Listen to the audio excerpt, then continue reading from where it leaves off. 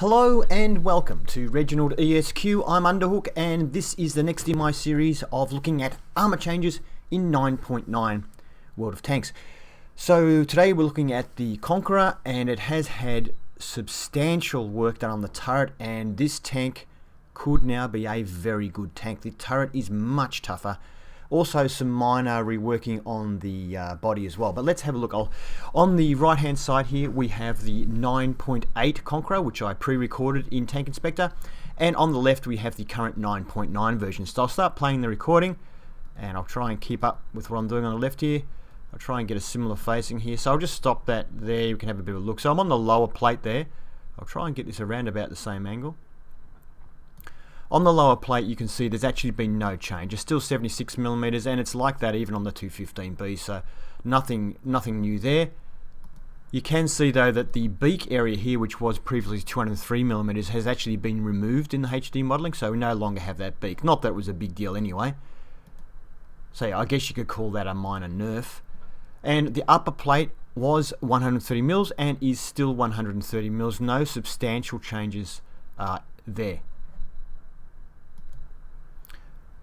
However, you can already see that the turret is a lot different. So on the 9.8 model there, you see we come out with 152mm around the underneath the mantlet and the side of the mantlet there. So now that's been changed to 254mm. So that's almost 100. Well, it's more than 100mm more armor there around the gun mantlet, which is fantastic.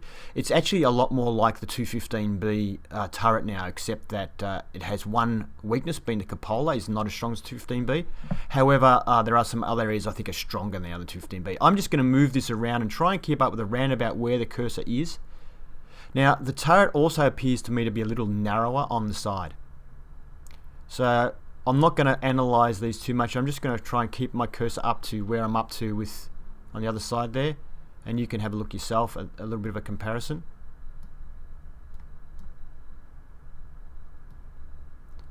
Okay, now I will have a look at this area though. So we can see the roof of the turret area is still 51mm, so there's no real change there. We'll just move the cupola because the cupola is interesting. So previously the cupola was 112mm and now it's 114. So yes, you could say it's a buff, only 2mm. But that's probably the weakest part of the turret, and that's where everyone's going to be shooting you. Now on the FV215B, that area there I think is about 156mm. So this is still a real weakness for this turret, and that's probably where everyone's going to shoot for. But the rest of the turret is a lot stronger, and I guess if you can keep your tank moving, you can reduce the chances of that cupola being hit. The top part, which is 70mm there, is still 70mm, and it's still sloped, so it's coming up as ricochet at the moment, and I am slightly higher than the gun, so that part there is still pretty safe. So the cupola is a little bit difficult to get good shots into, especially if you have a bit of a lag. It can be really difficult hitting small targets like that. I'm just looking here on the inside of the tracks. There's not actually really anything to see there. I sometimes look at areas that aren't that important because I don't know what's going to change. Now there is a substantial change here on the side of the tank as well. You can see the shape of the armor's changed a little bit. The actual side armor is actually kind of the same, except for one important change, which we'll have a look at in a minute. Where I'm looking now is substantially the same, the track armor and all those sort of areas. But here we are now on the side of the tank. It was of course 51mm and is still 51mm. However, the sticky out bit, whatever you call this bit here, has been buffed and now is 100 and... is that 150 or 130? Let me check this, hang on. That's 130mm. Whoops. So yeah, that's 130mm there now, whereas previously it was 51. So that is a substantial buff because that can be seen from the front. And you can see there from front on it's coming up to 213, but even if you're trying to angle or side scrape in this tank, it's important that they've buffed that because that would have been flat pretty much when you're side scraping. Still not a great tank to side scrape in though because the turret is sort of forward mounted, but I'm not going to go into that. This isn't really a review of the tank, it's just a look at the armor changes. Now, as far as the turret armour goes, let's continue playing this until we can get onto the turret.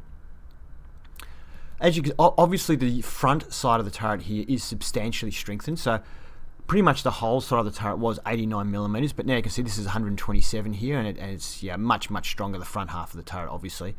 And the rear half of the turret is basically the same as it was. It's 89mm, so which is the same as it was on this one here. So no real weaknesses there. And this rear section here at 70mm is the same as the rear section was on the old turret. It's just a bit larger now, so I guess you could call that a minor nerf, but pretty much it's a major buff here. Now the back of the tank here, these areas here are the same. However, you'll notice that the wheel areas don't extend into the tracks as they did before. The back of the turret is the same. And you can see here the back of the cupola was 112mm, is now 114. So it's 2mm more, but obviously probably not going to make much difference.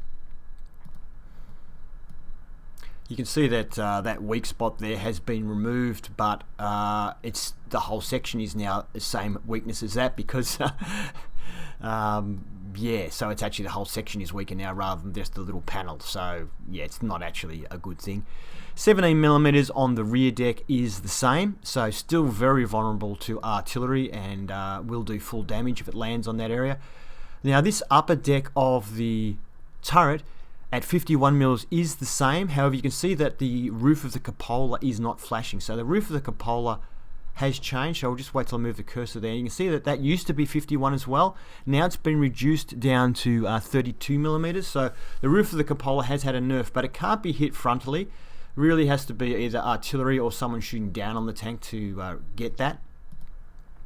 And that front part, the sloped part of the cupola there, was 70mm and is still 70mm, and that does usually come as a ricochet from the front. So there's no real change there. And we can see here too that the that area there of 51 is the same as I think I already told you. So we'll keep moving there. Now you can see here the top of the mantlet, which was 112mm over 130, is now 127 over 130. So that mantlet area there has also been strengthened somewhat. I think that's about it for the replay, but I wanted to show something else, which I probably didn't highlight this area previously. Let me just play that again and see if we do. But this area here, which is a weakness on the 215B, it's just behind this little viewport here. And if I highlight it here, you can see that red section there is actually 254mm. Now on the FV215B turret, that's only about 170, I think. So it's actually stronger than the FV215B turret now in that area. That's exceptionally good because it is a flat piece of armor and was a target on the FV215B and on this tank as well. But that has been strengthened. I just don't know if I really observed it, but you can see I can't move the cursor on the recording, but it was weaker before, I'm pretty sure. So that's been strengthened as well. I hope you enjoyed this review of the Conqueror.